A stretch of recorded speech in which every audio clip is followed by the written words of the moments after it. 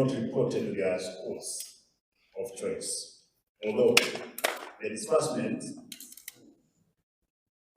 has come after the reopening of schools, it will still serve the intended purpose of helping our most vulnerable families in offsetting for their balances.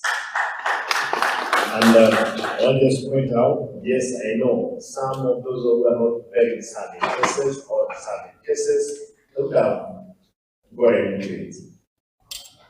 And process it as the own its challenges, but we will face it as we are moving forward.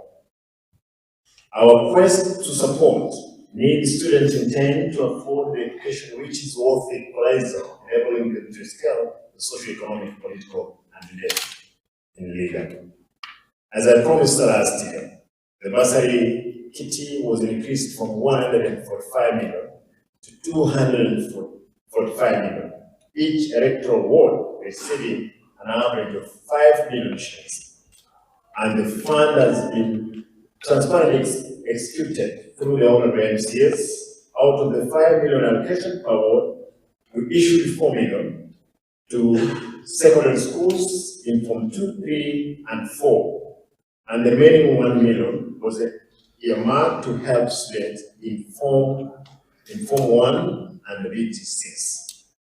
I'm happy and grateful to Honorable MCS for overseeing the successful exercise of distributing the bursary forms to needy students in a transparent and ordered manner. I personally participated in the first phase of the bursary forms issuance to Form 2, 3, and 4 students.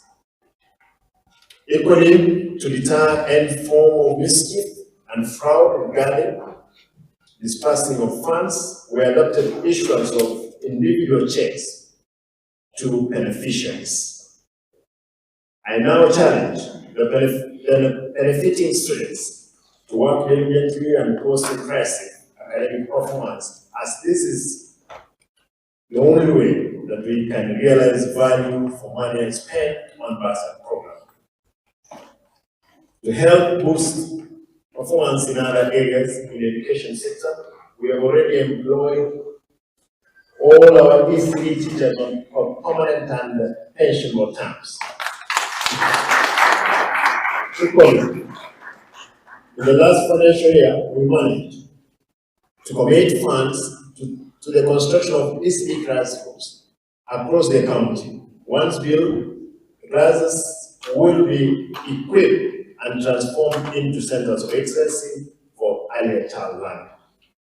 We are also gearing to revamp our vocational training centers over quality education and exposure to the learners. It's important that I can pause here at this point. Today, I decided to have all the vocational training centers head all the principals, because I know this is an important area of interest for the community.